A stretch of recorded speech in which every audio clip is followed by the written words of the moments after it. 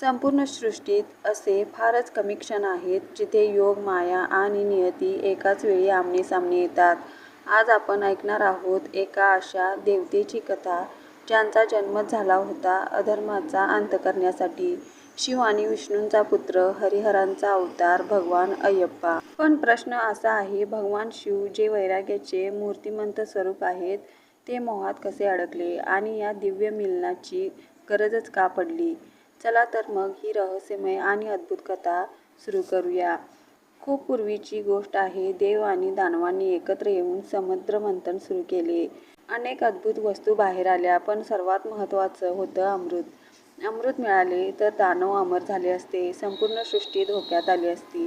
तेव्हा भगवान विष्णूंनी एक विलक्षण निर्णय घेतला. ते मोहिनी अवतारात प्रकट झाले. अतुलनीय सौंदर्य, मायावी हास्य आणि शब्दात न मावणारी मोहकता. दानव पूर्णपणे मोहिनीच्या मायेपाशी हरले. अमृत देवाकडे गेले आणि सृष्टी वाचली. पण ही कथा इथे संपत नाही. मोहिनी अवताराची चर्चा कैलासापर्यंत पोहोचली. भगवान शिवांनी त्या मायेची परीक्षा घ्यायचं ठरवलं. ही माया किती शक्तिशाली आहे ते मी स्वतः पाहीन, असं शिव म्हणाले. पण जे घडलं ते कोणालाच अपेक्षित नव्हतं. मोहिनी समोर येताच भगवान शिवही क्षणभर थांबले. तो क्षण होता मायेचा योगावर विजय. शिव मोहिनीच्या मागे गेले. ही आसक्ती नव्हती, तर सृष्टीच्या नियतीची लीला होती. या दिव्य मिलनातून एक अद्भुत शक्ती जन्म घेणार होती. या दिव्य संयोगातून जन्म झाला हरिहर पुत्राचा. ना पूर्ण शिव ना पूर्ण विष्णू, तर दोघांचं सामर्थ्य एकत्र असलेला अवतार. पण हा बालक सामान्य नव्हता. त्याचा जन्मच एका विशिष्ट उद्देशासाठी झाला होता.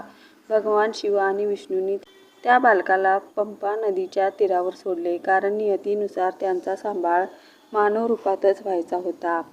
पंपा नदीच्या काठी राजा राजशेखर शिकार करत होते. तेव्हा त्यांना एक तेजस्वी बालक दिसलं.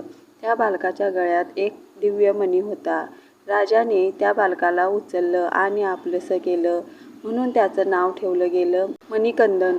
मणिकंदन लहानपणापासूनच अद्भुत शक्ती दाखवू लागला. शौर्य, करुणा आणि धर्मबुद्धी यांचा अद्भुत संगम होता तो. त्या काळात एक राक्षसी महिषी होता. त्याने ब्रह्मदेवाची कठोर तपश्चर्या केली आणि वरदान मिळवलं, माझा वध फक्त शिव आणि विष्णूंचा पुत्रच करू शकतो. या वरदानामुळे तो अहंकारी झाला. देव, ऋषी, मानव सगळे त्रस्त झाले.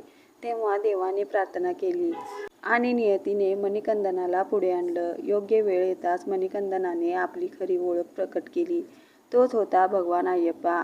भयंकर युद्ध झालं, पण अखेर अधर्माचा अंत झाला. राक्षसी महिषीचा वध झाला आणि सृष्टीत पुन्हा धर्म प्रस्थापित झाला. आज ही सबरीमाळा हे स्थान त्यांच्या तपश्चर्येचे प्रतीक आहे. 18 पायऱ्या, व्रत, संयम आणि शुद्धता हे सगळं अय्यप्पा भक्तीचं सार आहे. भगवान अय्यप्पा शिकवतात संयम, श्रद्धा आणि आत्मशुद्धी. तुम्हाला ही दिव्य कथा आवडली असेल तर लाईक नक्की करा. अशाच पौराणिक, गूढ आणि आध्यात्मिक कथा ऐकण्यासाठी अमर कथा चॅनलला सबस्क्राईब करा आणि तुमचं मत कमेंटमध्ये जरूर लिहा. हर हर महादेव.